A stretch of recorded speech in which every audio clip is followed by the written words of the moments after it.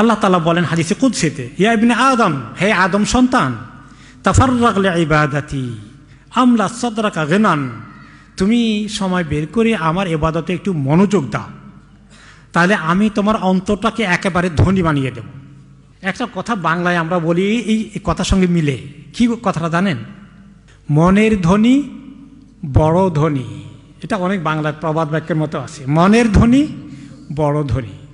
মনের ভিতরে যার হাহাকার আকাঙ্ক্ষা নাই, লোভ নাই, লালসা নাই, অমুকে আমার বাড়ির পাশে এততলা বানিয়েছে, আমি কুড়ি ঘরে আছি, ডাজেন্ট ম্যাটার, আমার তো জান্নাতে ঘর তৈরি হচ্ছে, মাশাআল্লাহ, এরকম চিন্তায় আছে। তার মনের দিক থেকে ধনী না গরিব? সে ধনী। তো আল্লাহ তাআলা বলেন, তুমি মনের ধনী হয়ে যাও যদি আমার ইবাদত করে, আমার সঙ্গে সম্পর্ক রেখে, তাহলে আসুদ্দা ফাকরাকা, তাহলে তোমার অভাব অনটন, দারিদ্রতা, তোমার পেলাম না হাহুতাস, এগুলো সব আমি দূর করে দেব। ওয়া ইল্লাম তাফআল মালা'তু সাদরাকা শুগলান ওয়া লাম আসুদ্দা ফাকরাকা, আর যদি তুমি এরকম না করতে পারো, মনে রেখো আমি তোমার অন্তরের মধ্যে এত ব্যস্ততা ঢেলে দেব, এমন বিজনেস লাগাই দেব, তোমার শান্তি হবে না। ওয়ালাম আসুদ্দা ফাকরাকা, তোমার অভাব হাহাকার ভাব কোনো দিন শেষ হবে না।